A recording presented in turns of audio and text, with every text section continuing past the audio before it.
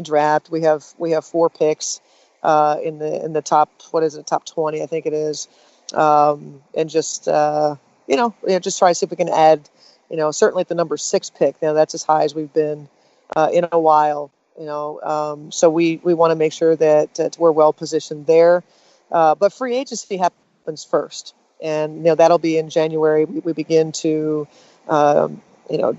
qualifying offers, core designation, that sort of thing. By middle of January, we're beginning to talk to players.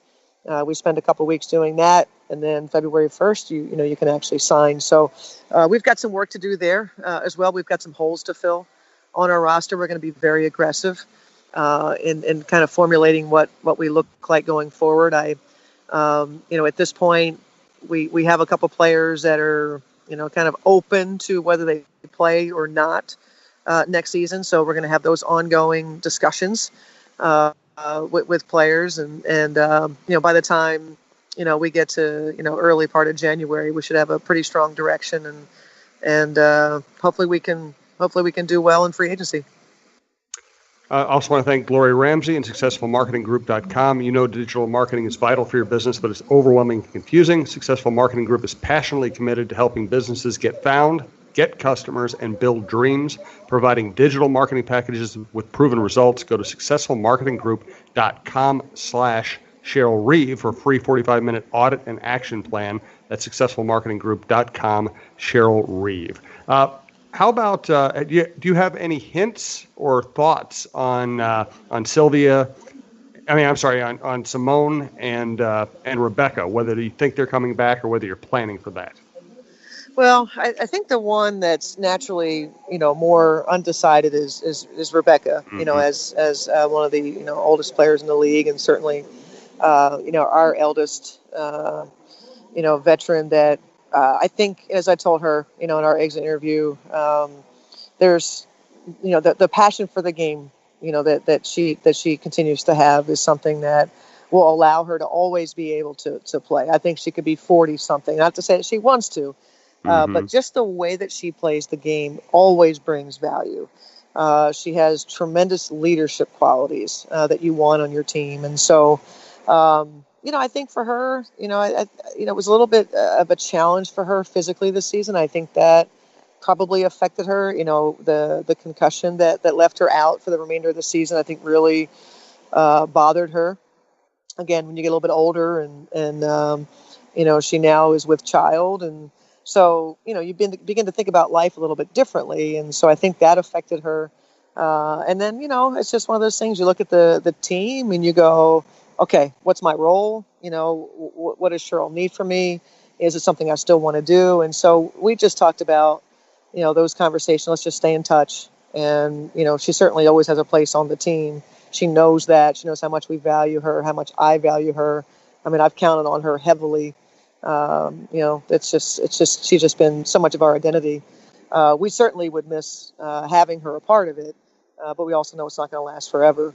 Now Simone, should not even be contemplating retirement. This is a player who's definitely has more in her tank, and I know it's always been a goal of hers to be an Olympian again in 2020, and I know that she's working hard this off season to best position herself for the remainder of her career, and sort of a sprint to the finish line.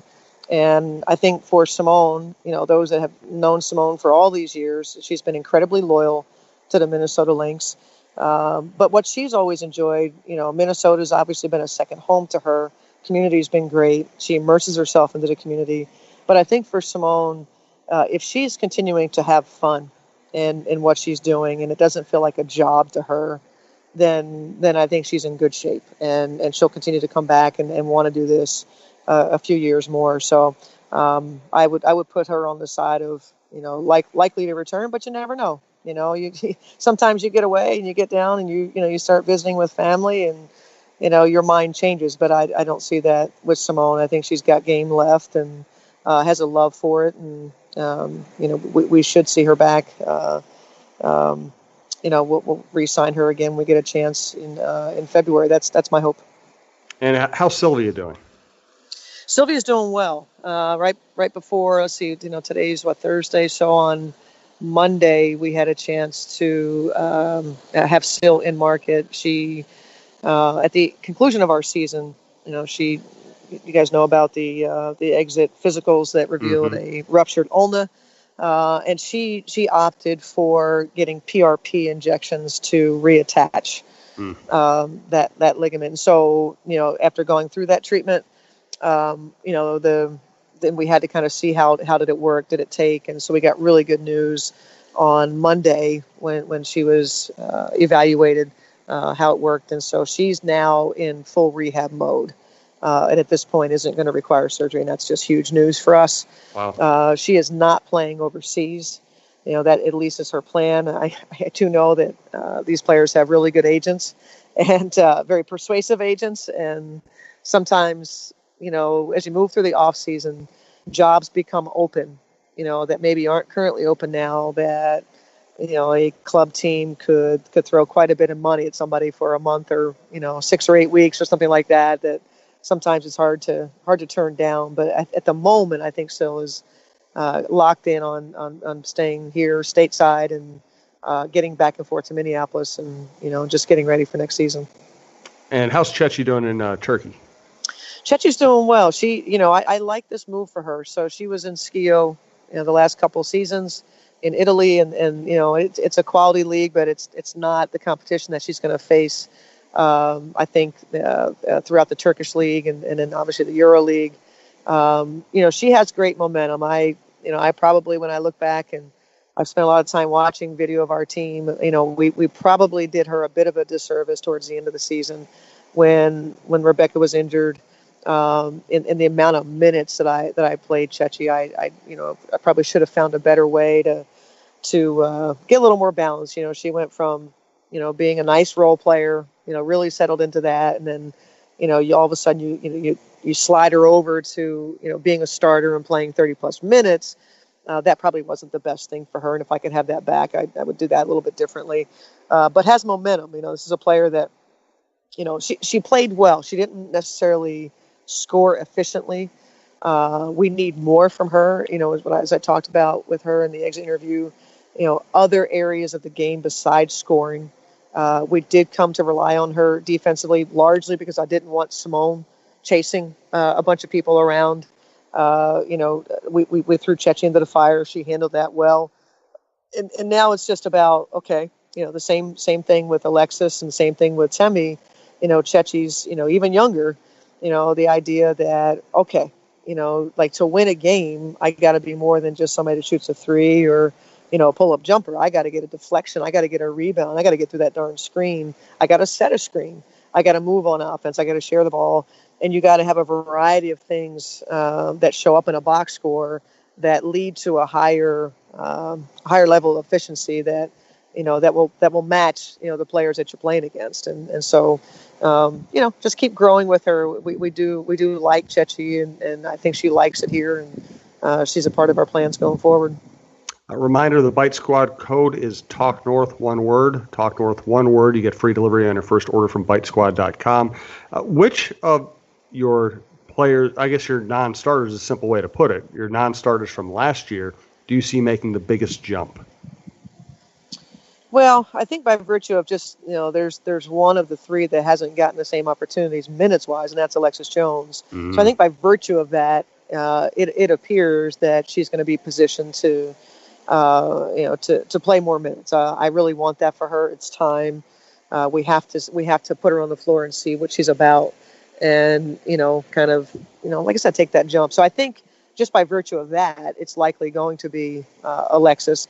I certainly would like to, same thing I've talked to Temi about, that we have a tremendous opportunity, for her. Again, Rebecca Brunson, what if she doesn't play?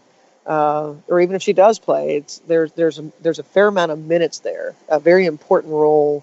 And so, I could also see, Temi, emerging as somebody that we come to rely on even more so than last season. A couple of shows ago, I asked Cheryl about the Jimmy Butler saga with the Timberwolves, and she gave a very lengthy, detailed, passionate answer. I'm not going to put her through it, every time Jimmy does something crazy. So we're going to skip that topic this time. But if you are interested, go back a couple episodes. It's in the headline. You can go back and listen to Cheryl's thoughts on that situation. The other thing is it's changing about every 5 minutes at the moment. So we're gonna kind of back off that subject just for today.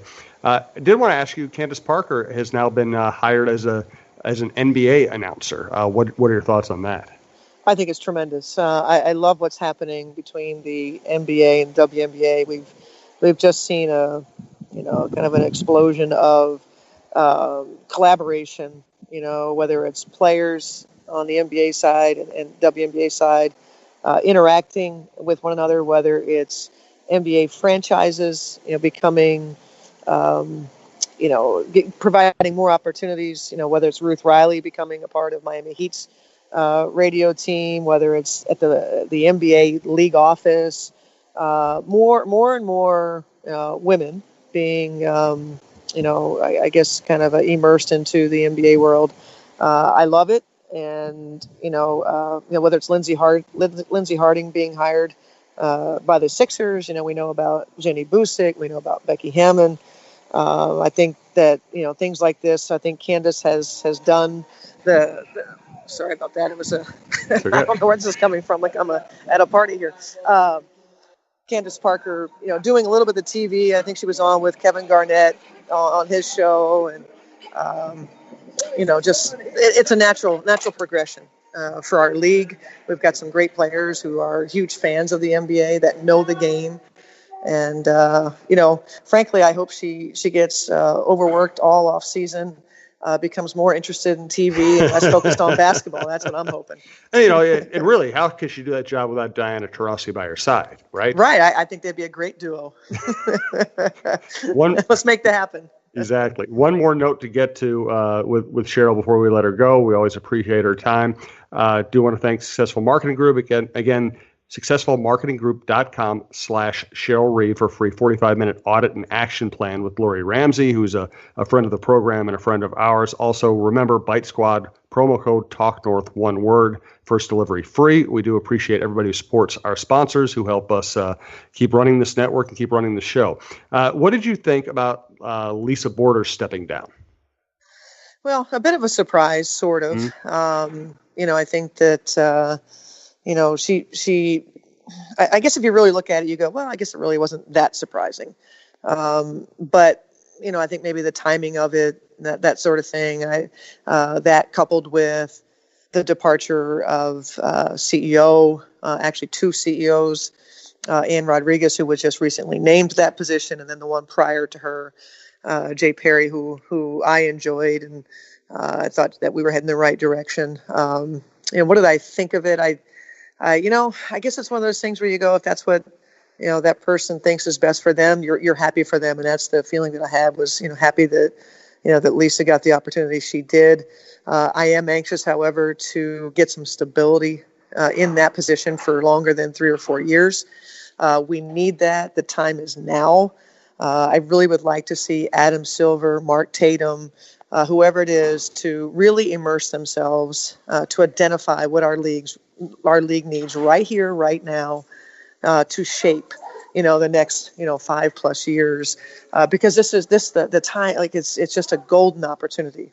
The interest is exploding, the ratings, the opportunities are there, and we really need to get it right in terms of who's guiding us, both in the presidential position as well as the CEO position, and hopefully Adam will recognize the opportunity that's in front of him. I think we can get deeper into that subject on another show. I think this is enough stuff for people to chew on for today. We appreciate Cheryl joining us as always. Thanks again to Bite Squad. Thanks to Lori Ramsey and Successful Marketing Group. Thanks to Cheryl, of course. Thanks to Brandon Morton, and we will talk to you next week.